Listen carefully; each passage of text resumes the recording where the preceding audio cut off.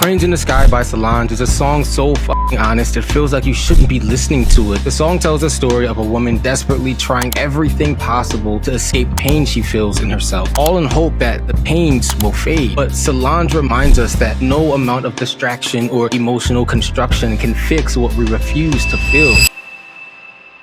I'm Ausar Stephens, and you're watching Track 365 on Spacial. If there's ever a time to hit follow, it's right now. I want to take a couple seconds to say thank you for supporting the show. A lot of you have been asking for a way to listen to Track 365 as podcasts, so I started dropping the episodes on YouTube just for you guys. So if you ever want to throw it on like podcast or just let it run in the background, it's all there now. YouTube is actually where my content creator journey started, and my biggest goal has always been to hit 100,000 subscribers on YouTube. I'm sitting around 67K right now, so if you took a quick second to sub, honestly, it would mean the world. I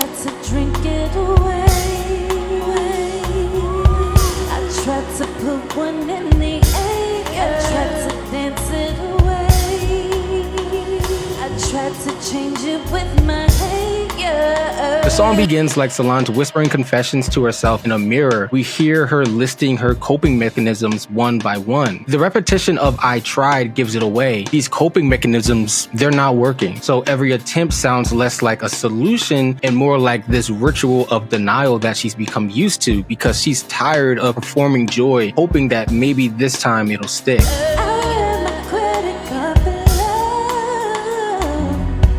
Thought a new dress would make it better. I tried to work it away, but that just made it even sadder. Here, Solange's pain becomes a transaction, a new dress for old wounds, and working long hours to silence the noise in her head. But the real tragedy is in the irony of what she does, because the harder she works not to feel, the heavier that feeling that she's avoiding becomes. And she's realizing that she can't outrun something that's coming from inside herself, as healing requires stillness, and stillness is exactly what she's afraid of.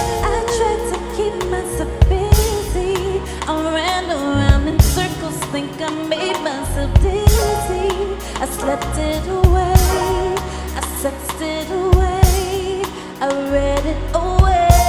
Every action she names, running, sleeping, sex, reading, they all sound productive or soothing on the surface, but together they paint a picture of chaos. She's trying everything except stillness, and the line, "I think I made myself dizzy," perfectly captures that feeling of spinning so fast through distractions you can't tell if you're getting better or just tired.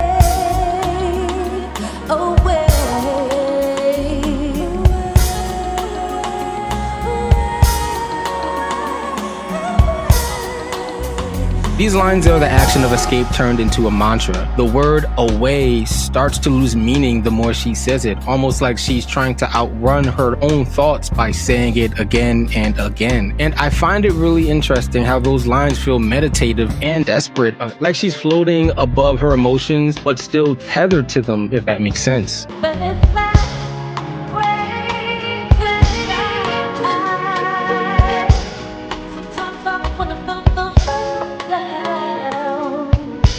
This is where the metaphor really starts to land. The cranes in the sky are more than just construction machines, because they act as symbols of all the ways we keep building over top of our pain instead of just sitting with it. Like, think about the imagery of a metal cloud for a second. Metal clouds feels cold and artificial and damn near oppressive, like a man-made sky blocking out the real one. In an interview with Interview magazine, Solange explains that Cranes in the Sky was written 8 years before it even came out, during one of the hardest chapters of her life. She had just separated from her son's father, who she was with since junior high, and now she's suddenly faced with a version of herself that she didn't recognize. So much of your identity in junior high is built on who you're with. I really had to take a look at myself outside of being a mother and a wife and internalize all of these emotions that I had been feeling through that transaction. Solange was living in Miami then, a city in the middle of a real estate boom. Condos were rising everywhere, filling the skyline with these cranes to build the condos. condo. There was a new condo going up every 10 feet. I remember looking up and seeing all those cranes in the sky. They were so heavy and such an eyesore. So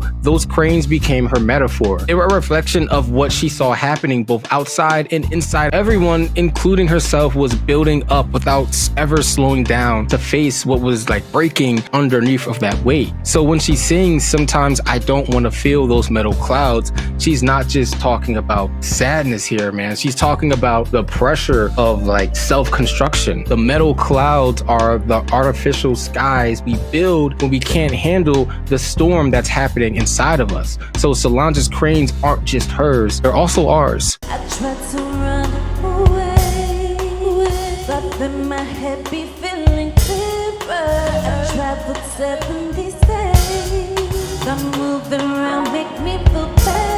When she says she's running, it's important to know that she doesn't have a destination, which leads me to think that she's running from herself. Isn't literal, it's more emotional. It's what it feels like to keep changing your surroundings in hopes that distance will somehow rewrite your story. But unfortunately, pain, it travels right next to you in the passenger seat, humming the same song every time you turn the key. And I'm not sure how many of you have played the game Firewatch, so skip ahead to this timestamp if you don't want it spoiled. I'll give you some time.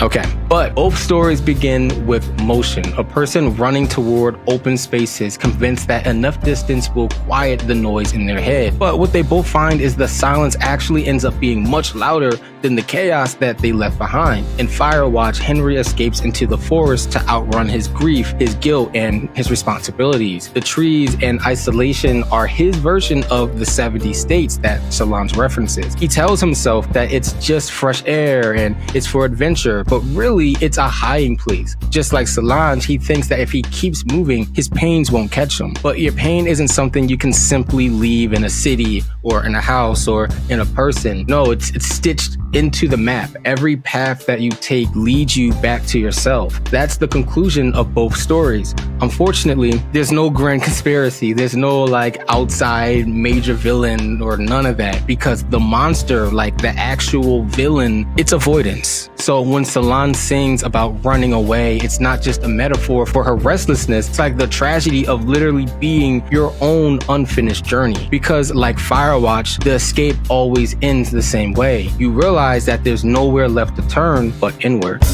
tried to let go my lover, thought if I was alone then maybe I could recover. So Solange tried everything, right? Distractions, travel, reinventation, sex, work, everything she could think of, and now she's down to the hardest part. She says, thought if I was alone, then maybe I could recover. And that line sounds like both hope and her like finally letting go. She's realizing that solitude is less of a cure and more like a classroom. You have to sit in it and be uncomfortable until the lesson eventually reveals itself. Write it away, I'll cry it away. The pain she tried to avoid becomes something she can now name and transform, right? By the end, she's not running anymore. She's standing still under her own heavy sky, watching the cranes hover above her. And maybe that's the real meaning she's been getting at the whole time, that healing isn't necessarily about tearing down the cranes, but learning to live with them and seeing the beauty in what they represent, the constant construction of self. Because even when you look up to see that the clouds that hover above you are metal and the skyline feels unbearable to look at, there's still grace and hope in knowing that you're still growing somewhere beneath all of the cranes in the sky.